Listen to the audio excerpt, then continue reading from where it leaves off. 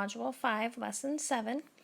And for this whiteboard problem, you are looking at your numbers between 10 and 20 and modeling them in number bonds. So right now I see that I have two 10 frames. And I see one of them is full, which means I have 10, and the other one has 3. And I also see that the top of my number bond shows 13. So I have to be able to make my parts.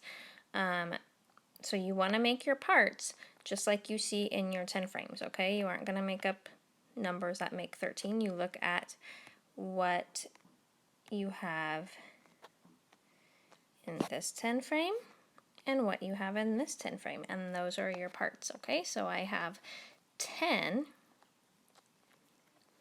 in my first 10 frame and 3 in my other one. So I know that 13 is 10 and 3, or 10, 3. All right, now I'm going to set one up for you to do at home, and I'm going to, this time, just give you numbers. So I'm not going to give you 10 frames. I'm just going to show you two numbers,